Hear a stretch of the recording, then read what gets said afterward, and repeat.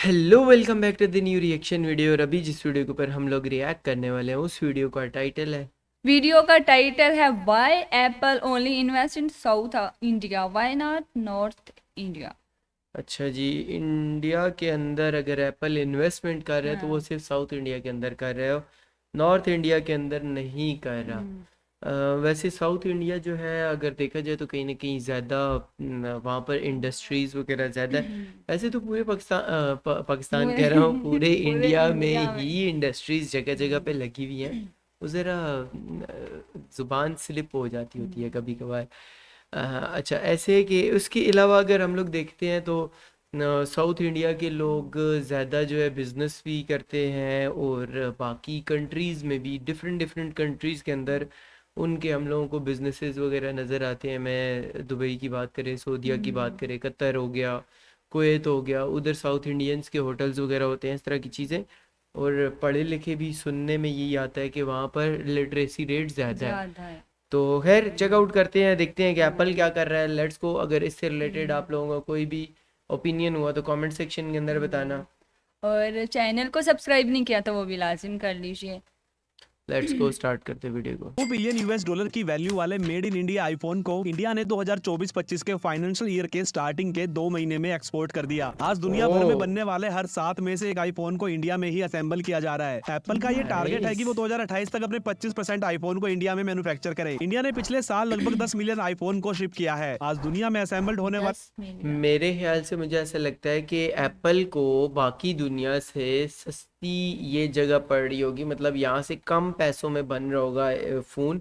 इसी वजह से इसने यहाँ पर इंडस्ट्री भी लगाई है। 14% आईफोन को इंडिया में ही असेंबल किया जाता है। आज UAE, United states and European countries के अंदर भी मेड इन इंडिया आईफोन का इस्तेमाल किया जाता है और इंडिया ओह, दुनिया का third largest iPhone exporter country बन गया है। और ये सब पॉसिबल हुआ है मैन्युफैक्चर कंपनी फॉक्सकॉन के कारण, जिसने चाइना में अपने प्रोडक्शन को काफी कम करने नाइस। के बाद इंडिया में तेजी से इन्वेस्टमेंट की और इस इन्वेस्टमेंट का एक ह्यूज रिटर्न भी फॉक्सकॉन को देखने को मिला है। फॉक्सकॉन का बिजनेस इंडिया में 2024 तक 83,000 करोड़ रुपए से ज्यादा हो गया है, जबकि फॉक्सकॉन ने शुरुआती इन्वेस्टमेंट सिर्फ 11,620 करोड़ रुपए की थी। और इसी कारण आज फॉक्सकॉन की इंडिया में इन्वेस्टमेंट की बात करें तो वो लगभग 1.4 बिलियन यूएस डॉलर हो गई है। दरअसल फॉक्सकॉन ओह, एक ताइवानी कंट्री है जो दुनिया की सबसे बड़ी इलेक्ट्रॉनिक मैन्युफैक्चरर है, जो मेनली आईफोन और दूसरे एप्पल प्रोडक्ट्स को बनाती है। हाल में ही कंपनी ने चिप मैन्युफैक्चरिंग कंपनी में अपना एक्सपेंशन स्टार्ट किया है। एप्पल ने काफी सालों तक अपने प्रोडक्शन चाइना में चलाया, लेकिन अब फॉक्सकॉन ने चाइना में बढ़ते हुए लेबर प्राइस और बाकी जियोपॉलिटिकल इशू के चलते चाइना में अपना प्रोडक्शन लगभग बंद कर दिया है और इंडिया में अपना बिजनेस तेजी से एक्सपेंड किया है। चाइना पर अपनी डिपेंडेंसी कम करने के लिए और अपने सप्लाई चेन डिस्ट्रीब्यूशन को बचाने के लिए फॉक्सकॉन और दूसरी बड़ी कंपनीज ने काफी अहम डिसीजन लिए ताकि वो चाइना से बाहर भी एक्सपेंड कर सके। एक तरफ तो चीन में लेबर कॉस्ट इंक्रीज हो रही है, वही इंडियन गवर्नमेंट ने मेक इन इंडिया इंसेंटिव के तहत काफी subsidies and tax incentives company को दिए, जिसके चलते पिछले कुछ सालों में इंडिया में काफी इन्वेस्टमेंट इंक्रीज हुई है। वैसे तो इंडिया में एप्पल ने अपना वैसे यार ये इंडिया का ये जो प्रोग्राम है ना, मेक इन इंडिया, इसके तहत इन्होंने इतने सारे बड़े बड़े ब्रांड्स को लेके आए हैं इंडिया के अंदर, जिसकी वजह से काफ़ी ग्रोथ तेज़ी से मतलब बढ़ रही है। प्रोडक्शन 2017 में स्टार्ट कर दिया था, जिसमें एप्पल की मैन्युफैक्चरर कंपनी फॉक्सकॉन ने श्री नाडु, पेरुम्बदूर जो कि चेन्नई तमिलनाडु। तमिलनाडु के ओह, पास है वहाँ अपना पहला प्लांट लगाया था, जिसके कुछ सालों बाद ही सभी latest iPhone made in India आने लगे। जिसके बाद एप्पल के 3 कॉन्ट्रैक्ट पार्टनर फॉक्सकॉन, विस्ट्रॉन और पेगाट्रॉन ने इन एक्सपोर्ट भी करना स्टार्ट कर दिया। इसमें से विस्ट्रॉन को टाटा ग्रुप ने पिछले साल अक्टूबर में $125 मिलियन में खरीद लिया था। सितंबर 2023 तक ओह, साउथर्न इंडिया में फॉक्सकॉन के 3 मैन्युफैक्चर वाह। प्लांट अंडर कंस्ट्रक्शन है और इसी साल के एंड तक ऑपरेशनल भी होंगे, जिनको चेन्नई के प्लांट के आसपास ही बनाया जा रहा है। इसके अलावा टाटा भी अपना 6,000 करोड़ की लागत से एक बहुत बड़ा आईफोन मैन्युफैक्चरिंग प्लांट तमिलनाडु के होसूर में स्टैब्लिश कर रहा है, जो आने वाले 2 सालों में तमिलनाडु में ओह, 50,000 से ज्यादा जॉब क्रिएट करेगा। साथ ही पेगाट्रॉन जो कि आईफोन मैन्युफैक्चरर कंपनी है, उसका भी प्लांट तमिलनाडु में है, जो 10,000 एम्प्लॉइज के साथ में 5 मिलियन आईफोन्स को हर साल प्रोड्यूस करता है। एंड इस प्लांट को भी हो सकता है जल्द पेगाट्रॉन टाटा को हैंड ओवर कर दे। ये डील अभी फाइनल नहीं हुई, लेकिन काफी ज्यादा चांस है इस डील के फाइनल होने के। इसके अलावा विस्ट्रॉन, जिसको अभी टाटा इलेक्ट्रॉनिक्स ओन करता है, वो भी कर्नाटका के बेंगलोर के पास आईफोन असेंबल करता है, जिसमें लगभग 10,000 वर्कर काम करते हैं और यहाँ से आईफोन के 11, 12, 13, 14 और 15 मॉडल्स को भी प्रोड्यूस किया गया है। साथ ही सैमसंग एंड एमआई जैसी कंपनीज के मोबाइल को भी तमिलनाडु में ही असेंबल किया जाता है। आपको अगर क्लियरली बताऊं तो इंडिया में अभी आईफोन मैन्युफैक्चर के 3 प्लांट है, जिसमें से फॉक्सकॉन एंड पेगाट्रॉन दोनों प्लांट तमिलनाडु में है। इसके अलावा एक कर्नाटका में बेंगलोर के पास टाटा का प्लांट है। और बात अपकमिंग और ये प्रोजेक्ट्स की तीनों करें तो के इसमें तीनों। फॉक्सकॉन एक बहुत major mobile manufacturing assembly plant establish करने वाला है कर्नाटका में, जिसको प्रोजेक्ट एलिफेंट नाम दिया गया है, जिसको बेंगलुरु डिस्ट्रिक्ट के IITIR इंडस्ट्रियल एरिया में एस्टेब्लिश किया जाएगा। इस पूरे प्रोजेक्ट में 22,000 करोड़ की इन्वेस्टमेंट फॉक्सकॉन की तरफ से की जाएगी, जो 40,000 जॉब क्रिएट करेगी। और फॉक्सकॉन के नए 3 प्लांट चेन्नई के नियर भी अंडर कंस्ट्रक्शन है, जिसमें कंपोनेंट एंड सेमीकंडक्टर्स को बनाया जाएगा। साथ ही फॉक्सकॉन का 500 अच्छा, जितने भी बड़े बड़े प्रोजेक्ट्स लग रहे हैं वो सारे के सारे इन्हीं मतलब साउथ इंडिया का ही अभी तक नाम आ रहा है। Million manufacturing plant under construction है हैदराबाद के पास भी, जो कि पूरे अच्छा, एरिया में हैदराबाद। 25,000 डायरेक्ट जॉब को क्रिएट करेगा, जहां पर आईफोन और आईपैड्स को बनाया जाएगा। इसके अलावा आंध्र प्रदेश गवर्नमेंट ने भी फॉक्सकॉन को मैन्युफैक्चरिंग सिटी उनके स्टेट में डेवलप करने के लिए अप्रोच किया है, जिसके बाद ये कंपनी आंध्र प्रदेश में भी electric vehicle manufacturing, semiconductors, digital health and manufacturing component unit setup करने के लिए एग्री हो गई है। इन सब के अलावा JSW ग्रुप भी तमिलनाडु में 15,000 करोड़ की इन्वेस्टमेंट कर रहा है। साथ ही ब्रोकफील्ड ने भी 50,000 करोड़ रुपए की इन्वेस्टमेंट आंध्र प्रदेश में करने का अनाउंस किया है। और भी ऐसी काफी सारी बड़ी इन्वेस्टमेंट्स है जो रिसेंटली अभी हमें इन स्टेट्स में देखने को कंटिन्यू मिल रही है। अभी जो इसमें गौर करने वाली बात है वो ये है कि सभी इन्वेस्टमेंट हमें सिर्फ इंडिया के साउथर्न रीजन में देखने को साउथ मिल रही रीजन है, में। जिसमें तमिलनाडु, आंध्र प्रदेश, कर्नाटका, तेलंगाना शामिल है। इसके अलावा और भी काफी सारी ऐसी कंपनीज है जिन्होंने इंडिया के साउथर्न साइड वाले स्टेट में ही इन्वेस्ट किया है। इसमें आंध्र प्रदेश के अंदर किया मोटर्स का भी प्लांट शामिल किया है। साथ ही मोटर्स देश का। में सबसे ज्यादा मैन्युफैक्चरिंग फैक्ट्रीज तमिलनाडु में स्थित है, जो कि पूरे मेरे ख्याल से BMW का भी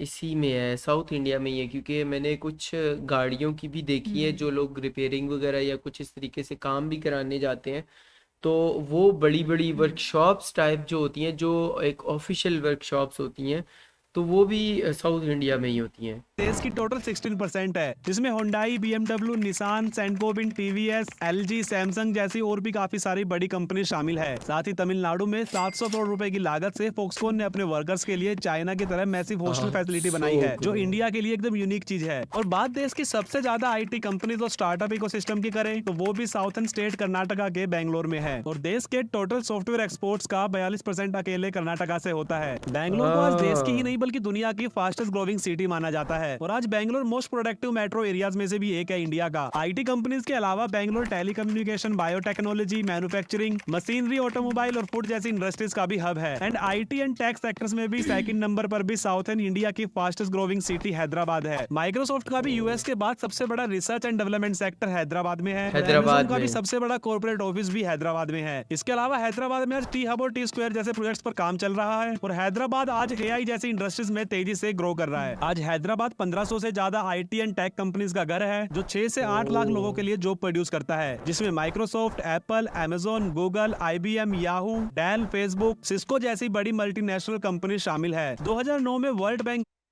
हमने जितनी भी कंपनी सुनी होती है ना, मतलब पाकिस्तान में जिनके सिर्फ नाम सुने हुए हैं, वो सारी की सारी सारी, कंपनीज वहां पर काम कर रही कर हैं। रही हैं। मतलब उनके बड़े बड़े ऑफिसेज हैं। जो कंपनीज पाकिस्तान आना ही नहीं चाहती, वो वहां पर इतने इतने बड़े ऑफिसेज बना के बैठी हुई हैं। Nice, well done. ग्रुप ने हैदराबाद को best Indian cities for doing business में सेकंड रैंक दी थी। इसके अलावा और भी काफी सारी रेपुटेड और जानी मानी MNC के ऑफिस इंडिया के साउथर्न साइड वाले स्टेट की सिटीज में है, जिसमें इन्फोसिस का हेड ऑफिस बेंगलोर में है, विप्रो का हेड ऑफिस भी बेंगलोर में है, TCS का हेड ऑफिस चेन्नई में है, टेक महिंद्रा का सबसे बड़ा ऑफिस हैदराबाद में है, HCL टेक्नोलॉजी का हेड ऑफिस चेन्नई में है, फ्लिपकार्ट का हेड ऑफिस बेंगलोर में है, गूगल इंडिया का हेड ऑफिस बेंगलोर में है, IBM का इंडिया का लार्जेस्ट ऑफिस बेंगलोर में है, इंटेल का लार्जेस्ट डेवलपमेंट सेंटर बेंगलोर में है, मिंत्रा का हेड ऑफिस भी बेंगलोर में है। ऐसे ही काफी इंडस्ट्रीज है जो रिसेंटली साउथ इंडिया में इन्वेस्ट कर रही है। अब इसका ये मतलब बिल्कुल नहीं है कि इन्वेस्टमेंट केवल साउथ इंडिया में हो रही है, बाकी इंडिया में भी काफी इन्वेस्टमेंट है। लेकिन जिस तरह से एप्पल की तीनों मैन्युफैक्चरिंग कंपनी के साथ में बड़ी MNC साउथ रीजन को प्रेफर कर रही है, उसको भी इग्नोर करना ठीक नहीं है। साउथ इंडियन स्टेट की पर कैपिटा इनकम की बात करें तो दिल्ली, गोवा, चंडीगढ़ जैसे स्मॉल स्टेट एंड UT को छोड़ दे तो आपको तेलंगाना, कर्नाटका टॉप पर दिखाई देंगे। और इसी तरह पर कैपिटा इनकम की टॉप 10 की लिस्ट में पुडुचेरी और तमिलनाडु भी शामिल है। बात नॉमिनल GDP की करें तो इसमें भी आपको तमिलनाडु जस्ट महाराष्ट्र के बाद सेकंड नंबर पर दिखाई देगा। And rest southern Indian state Karnataka, Andhra Pradesh और तेलंगाना भी टॉप 10 में मिल जाएंगे। ह्यूमन डेवलपमेंट इंडेक्स मतलब HDI में भी southern Indian state Kerala top पर है। तो काफी सारे ऐसे पॉइंट्स है जिसमें काफी मायने में slightly south India better perform कर रहा है रेस्ट ऑफ द इंडिया से। वैसे तो वेस्ट इंडिया के अंदर महाराष्ट्र और गुजरात टॉप पर है, और नॉर्थ में हरियाणा, दिल्ली, वेस्टर्न उत्तर प्रदेश एंड राजस्थान का NCR वाला पार्ट भी काफी अच्छा परफॉर्म कर रहा है। लेकिन ये अपने रीजन के बस कुछ ही स्टेट्स है जो बेहतर परफॉर्म कर पा रहे हैं, जबकि जबकि साउथर्न इंडिया के अंदर आंध्र प्रदेश, तमिलनाडु, कर्नाटका, केरला, तेलंगाना 5 स्टेट है और ये पांचों स्टेट ही किसी ना किसी चीज में टॉप पर है। खासकर इंडस्ट्रीज और इन्वेस्टमेंट की बात करें तो केरला को छोड़कर चारों स्टेट को रिसेंटली अच्छा खासा इन्वेस्टमेंट FDI मिल रहा है। चाइना से इंडिया में मूव होने वाली सभी बड़ी कंपनीज की पहली पसंद भी ये रीजन बना हुआ है। और इसी बीच में अगर हम बात ईस्टर्न इंडिया की करें, जिसमें बिहार, झारखंड, वेस्ट बंगाल, ईस्टर्न उत्तर प्रदेश जैसे स्टेट है, उस रीजन में हमें अभी तक कोई भी बड़ी इन्वेस्टमेंट देखने को नहीं मिली है। यार ये जब कोविड आया था ना, कोविड के बाद चाइना से बहुत सारी कंपनीज ने निकलना शुरू किया, क्योंकि चाइना के हालात ख़राब थे। तो चाइना की लेबर भी महंगी होगी, चाइना के अंदर बहुत सारी महंगाई हुई, और बल्कि पूरी दुनिया के अंदर ही एक तरह का इन्फ्लेशन आया था। तो उस बीच में पाकिस्तान से भी, चाइना से भी और बांग्लादेश से भी, कुछ आसपास के कंट्रीज से जो बड़ी बड़ी कंपनीज और भी थी, अगर कोई थी गलती से, तो वो कंपनीज यहाँ से निकल के इंडिया की तरफ उन्होंने मूव किया, क्योंकि इंडिया इस टाइम पे एक पूरी दुनिया में एक ऐसा हब बना हुआ है जिस पे सबसे ज़्यादा लोग ट्रस्ट करते हैं। मतलब दूसरे कंट्रीज इंडिया ही अपना, है, मतलब चाइना के बाद इंडिया ही है ना जो स्ट्रगलिंग फेज में हाँ मेहनत ज्यादा वो कर इस रहा है, तरह स्ट्रगल कर कर रहा है, तो स्ट्रगल इसकी कर रहे हैं। वजह और से वो सारा इन पे बिलीव, दूसरी सारी कंट्री जो है ना इन पे बिलीव कर रही है। इंडिया इंडिया में फिलहाल बाकी कंट्रीज से लेबर सस्ती है, हाँ मतलब लेबर सस्ती मिल जाती है इस वजह से। और दूसरा ये है कि वो उन लोगों ने सेफ्टी दी है, वो लोग सेफ रखते हैं, उन वहाँ पर कोई इस तरह के फसाद वगैरह फसाद नहीं है, वगैरह मतलब नहीं है। प्रॉब्लम्स नहीं है, कोई टेररिज्म वाला वाला ज़्यादा हाँ उस तरह का कोई सीन है ही नहीं। तो इस वजह से करके वहाँ पर सेफ फील करती हैं बाकी कंपनीज वगैरह जो भी वहाँ पर इन्वेस्टमेंट करना चाहती है। खैर एक अच्छा इमेज क्योंकि वो बन रहा है। स्मार्ट वर्क, हाँ उनकी हुकूमत जो है ना, हाँ, मतलब गवर्नमेंट उनकी गवर्नमेंट बहुत अच्छा स्मार्ट वर्क काम कर रही करती है। है, इस वजह से खैर वीडियो ज्यादा। काफ़ी इंटरेस्टिंग थी, मज़े की थी। आप लोगों का इससे हाँ रिलेटेड जो भी ओपिनियन है कमेंट सेक्शन के हाँ, अंदर बताना है। हम लोग हम लोग मिलते हैं। मिलते हैं एक और नई वीडियो के साथ, तब तक के लिए अल्लाह हाफिज।